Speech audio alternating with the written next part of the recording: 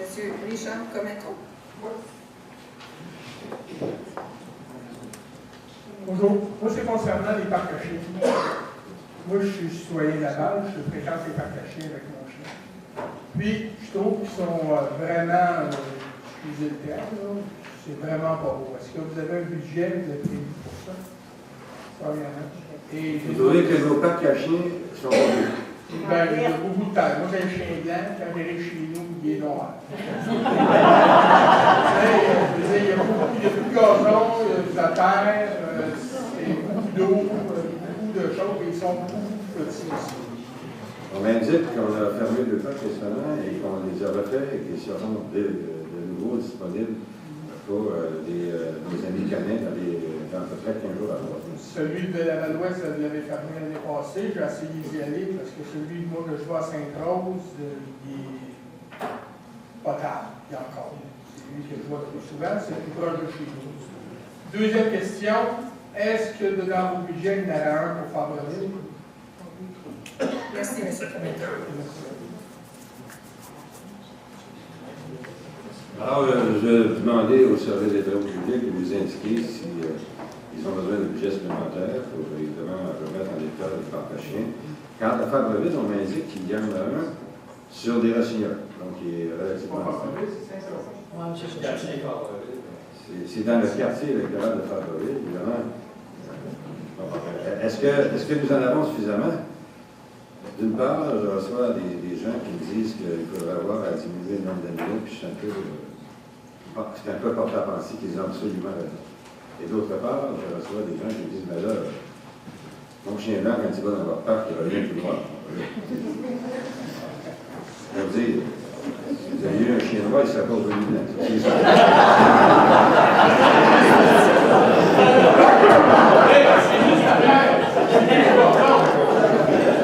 Regardez, monsieur Cometto, je vous remercie de votre question.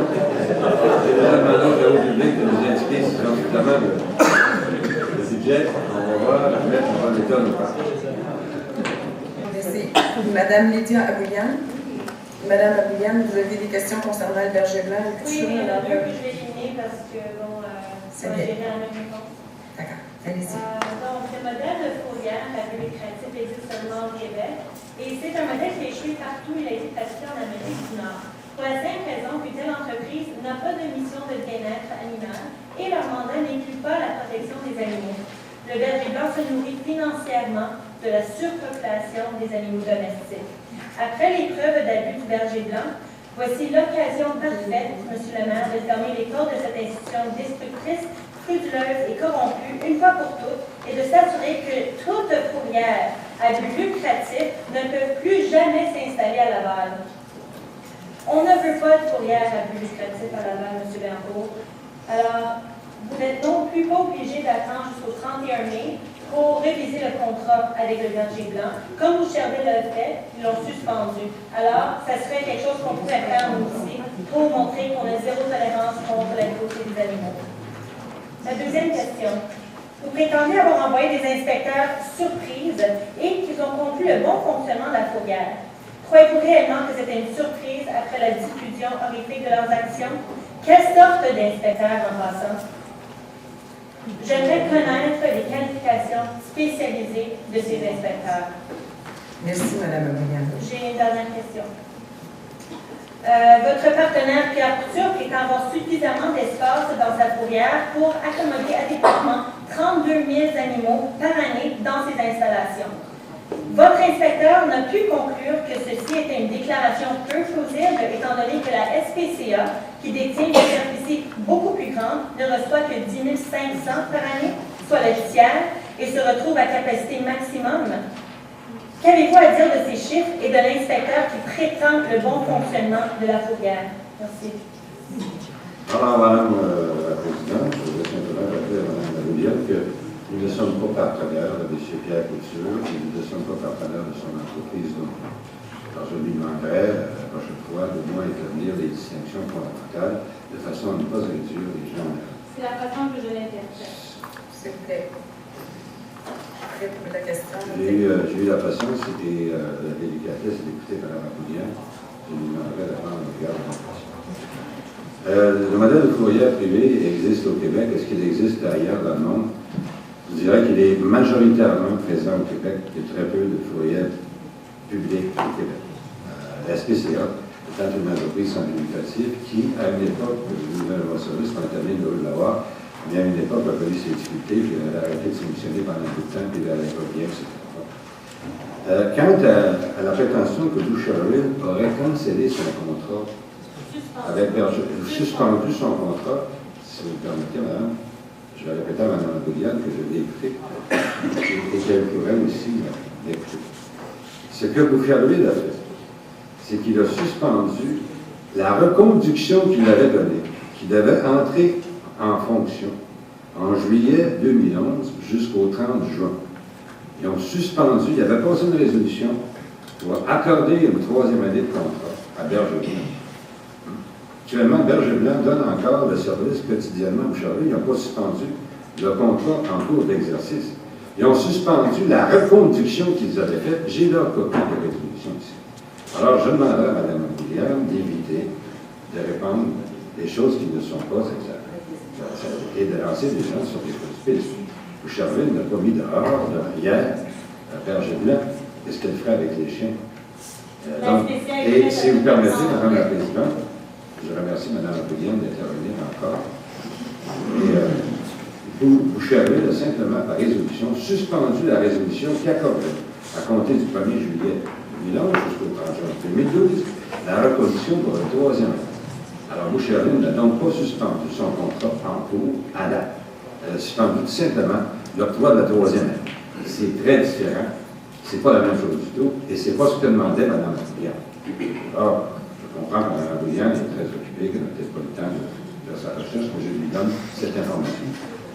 Et j'avais une autre question, il m'a pas répondu concernant les inspecteurs. Les inspecteurs, excusez-moi, Mme la Présidente.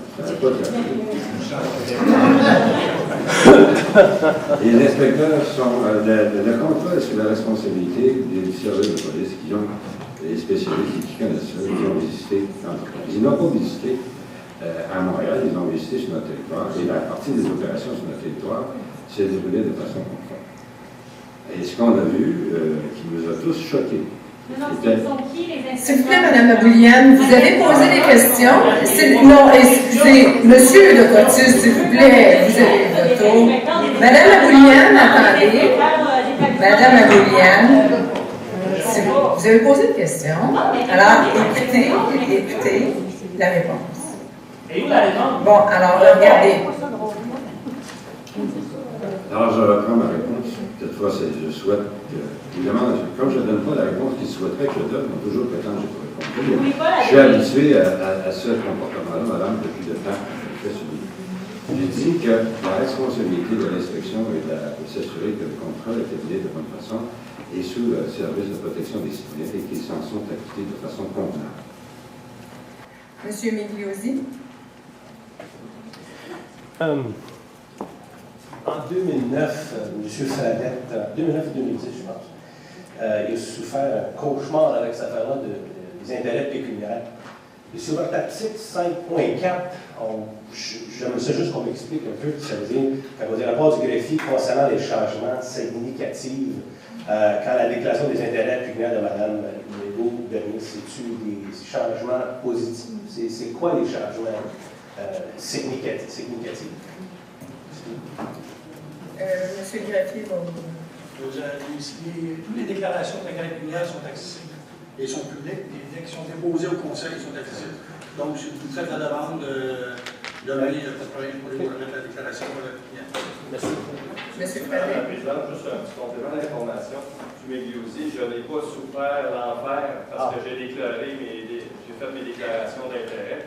J'ai souffert parce que des gens ont mal interprété mes déclarations d'intérêt. Et on dit des balivernes dans mon sujet. Ça n'avait rien à voir avec mes déclarations d'intérêt que je fais année après année de la façon conforme au règlement. Et puis, sur moi, je vais continuer de le faire comme je le fais toujours. C'est bien. Alors, je vous remercie. Nous avons épuisé l'ordre du jour. L'Assemblée